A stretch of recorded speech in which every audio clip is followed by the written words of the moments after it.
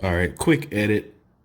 As I'm recording this, let me just say that since I have no way to record the Genesis gameplay, any gameplay footage isn't mine, and I'm gonna give credit to the video or whoever made it. All right, so I thought that this would be a cool idea, and that is my top 10 favorite Sega Genesis games. And the Sega Genesis was my very first console I ever got. And for a while, about a decade or so ago, I was collecting a lot of older and modern consoles at the time. This would have been the 360 era. And before I lost everything, I had a pretty good Sega Genesis collection going. But I think what you're gonna find is that the ones that are my favorites are the ones that I mostly played as a kid.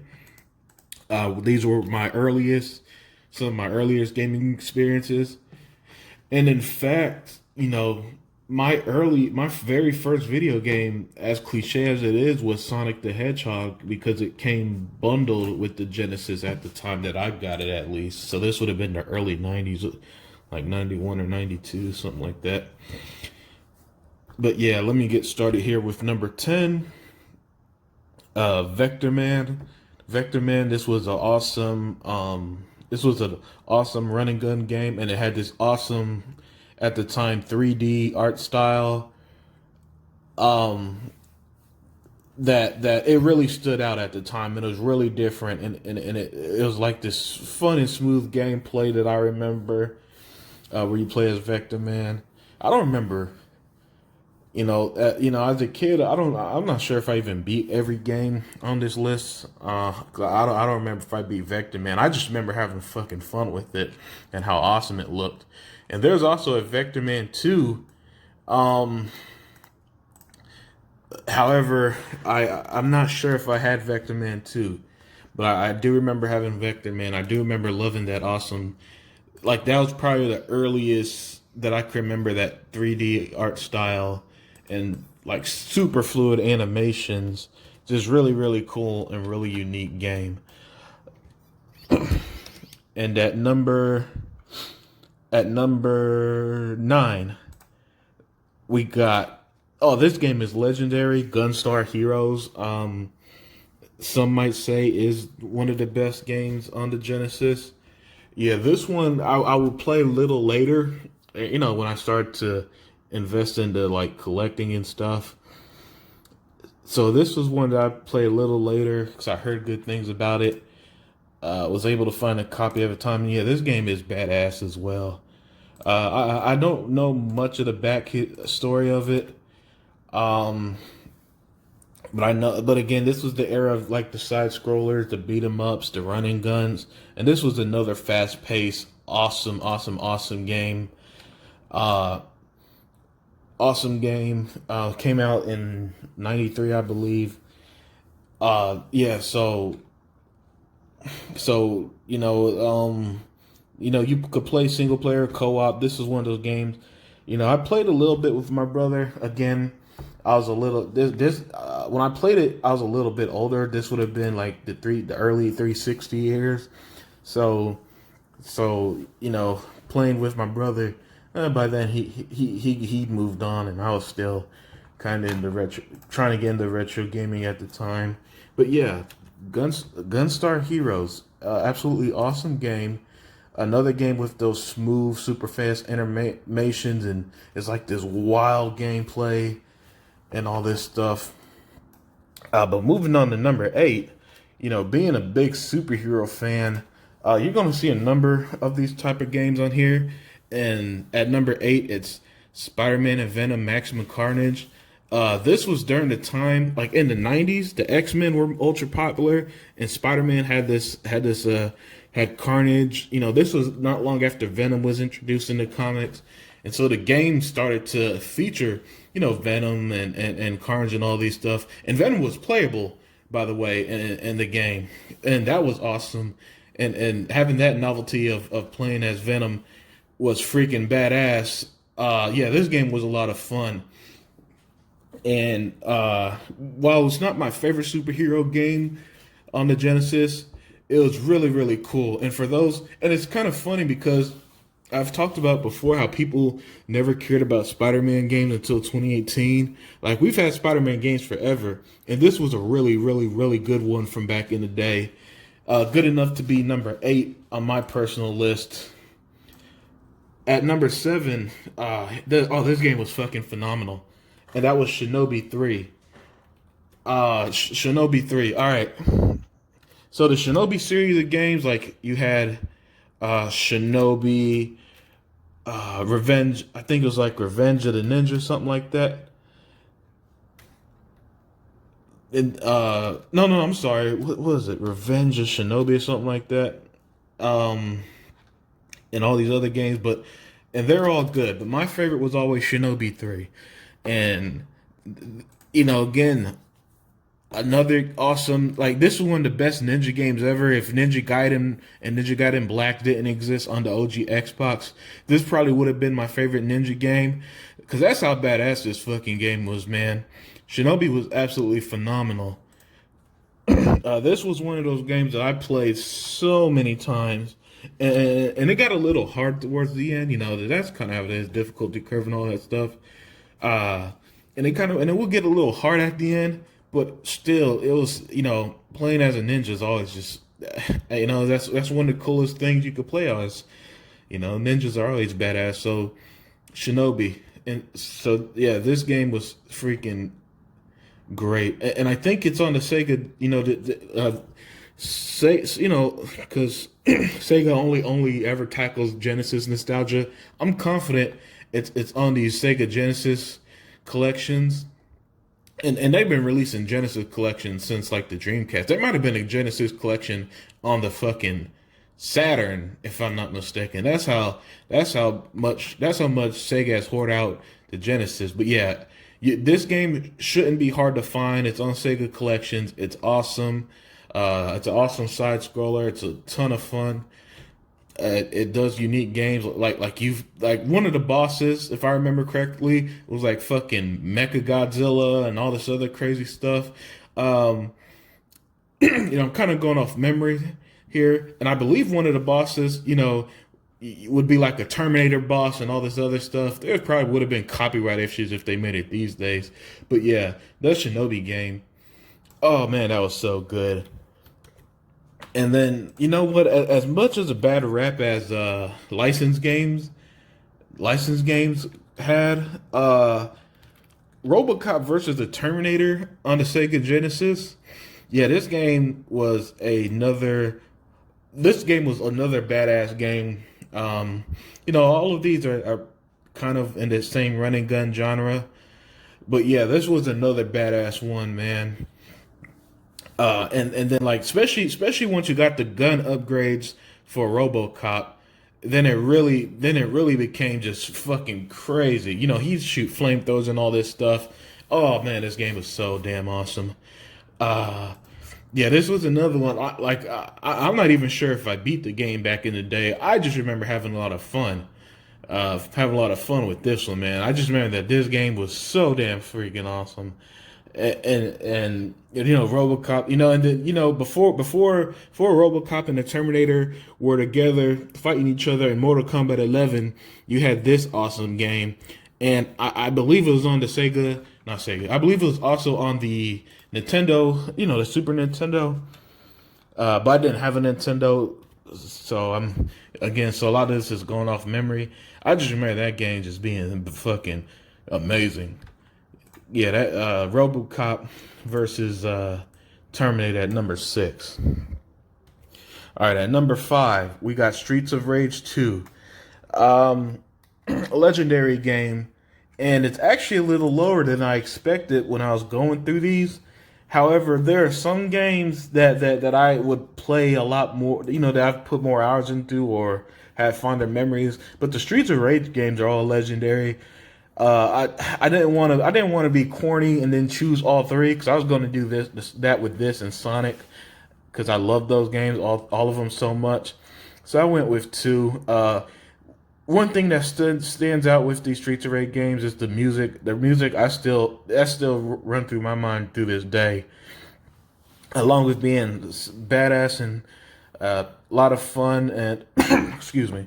And then with 2, that's where the characters are a bit more diverse, with Axel and Max and Blaze and all of them.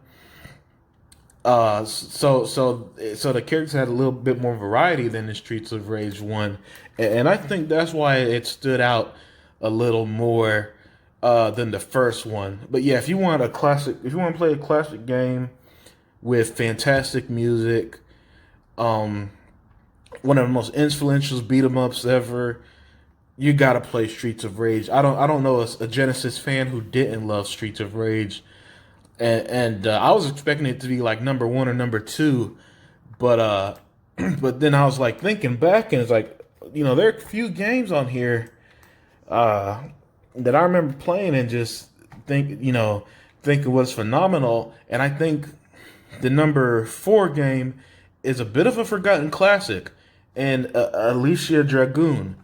And this game, you had the female protagonist.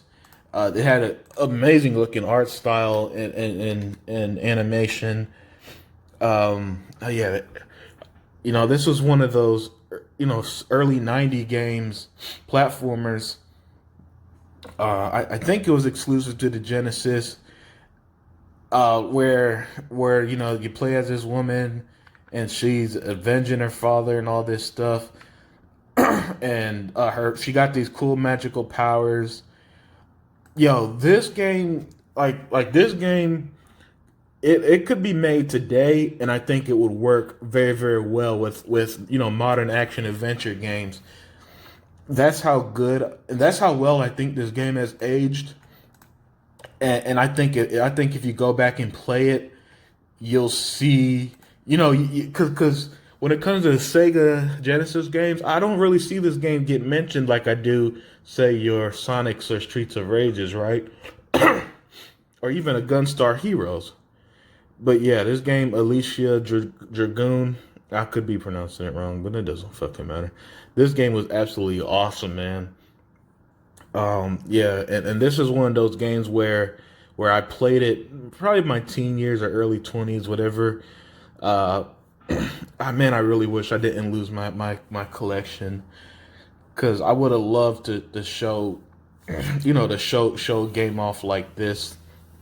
Because yeah, that's how fun and awesome this game was, and it really left an impact on me, man.